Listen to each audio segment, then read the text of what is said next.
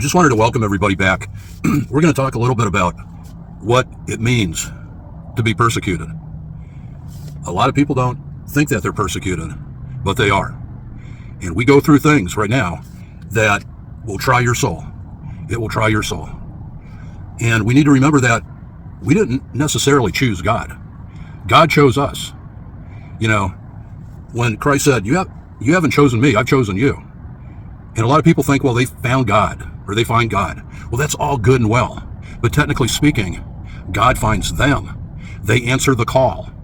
They raise their hand. They do something that says that they're an active participant in the spiritual process. So it's all a walk. But when you're going through persecution, know for a fact that the word backs it up. And we're going to be tried. I know for a fact there's a lot of people out there right now that your souls are being tried. You're being tested. You know, it reminds us of Zechariah 13:8-9, where it says, behold, this is the Lord speaking, behold, in all the land I will cut off 2 parts, and they shall die. But the third part I will bring through the fire and try them as gold and silver are tried and tested. That's exactly what's happening with a lot of people. And we don't know. It's like Job. We don't know the reasons why. But we just have to go by the sovereignty of the Lord. He's got us where we need to be. So when it comes to being persecuted, it's like the word says, don't think that it's a novel thing. We all go through it. It was about 2.5 years ago, I had a double heart attack. The second time I was on the table, I died. I was legally dead for a couple of minutes. I even had a DNR, do not resuscitate. They brought me back anyway, because apparently in Texas, the prerogative is with the surgeons who perform the surgery, whether they want to paddle you back or not. I got paddled back, and here I am. I don't know why. I don't. But ours is not the reason why. Ours is to do or die. So it's our spirit that lives on, and it's our spirit. We are not strength in numbers. Let's focus in on that. We are not strength in numbers, but we are strength in spirit. We are strength in spirit. And let me share a real quick story with you, for maybe this will help encourage somebody out there. We're just looking for that 1 or 2 people out there, maybe 3, who knows, that need this kind of encouragement. Many years ago, I was stationed in Old San Juan, Puerto Rico. And I was there in the capacity of training the Marine Corps reservists in Old San Juan. That's where we had our training center at. And I had this one vision/dream. And to really boil it down, I was being chased by this abomination. I knew that all it wanted to do was kill me. That's all it wanted to do, put me down. And I was trudging, I was in this valley. And I don't care about the interpretation of dreams or anything like that. Doesn't mean anything to me. But I was in this valley of water up to my waist. And I was trudging against the current, going as fast as I could go. And I got to a certain point, and I just turned around, and I looked back at this thing, and I said, do what you got to do.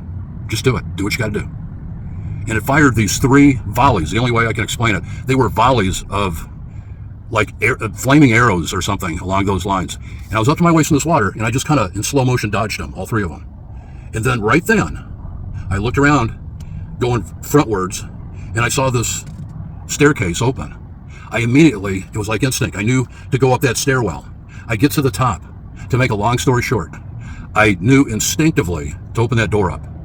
I was met by a homecoming that defies description. It was like friends that you never knew you had. But the thing about it was we were all on the same sheet of spiritual music. We were all of a kindred spirit. So I know many times to relate that to our modern day living standards or responsibilities, a lot of times we think that we're the only one out there, that nobody cares, that we're against insurmountable odds. And a lot of times that's true. But, however, God is there too. Because if God is on our side, this is a rhetorical statement, who can stand against us? Those people that I met on the other side were in that room. It was just a room. I couldn't tell you what we talked about. I couldn't tell you what they looked like. I couldn't tell you any of that, not even to this day. But it was like looking at different angles. You could talk, and everything was succinctly 100% understood. And you could have, I don't know how many people there were, but there were many, all talking at the same time. And it was kind of like, the only way I can explain it was like at different angles. But everything was perfectly understood. It was like drinking water on a hot desert, smoldering landscape, like drinking cool, ice-cold water on a hot desert floor, on hot desert sands for the very first time. It was that awesome. I got pulled away from it, and it was like flying down. I've told this story a few years ago. I told it. It was like if you've ever flown into Los Angeles, you look out before you land, and you got that smog over Los Angeles, and it just kind of hangs there in the air. It was like that. It was like going back to the same old muck and mire of everyday living. But the thing is, here's the thing, is you've got friends. This is the biggest salient point I want to reinforce right now, is that you got friends on the other side. And you know something? They cannot wait to see you. They cannot wait to talk to you. They cannot wait to share with you everything and anything all at the same time. And it's completely understood. That's what you have. Those are the kind of friends that you have. They didn't care what I look like. They didn't care about any of those circumstances. It was just one big homecoming. And again, they are more happy to see you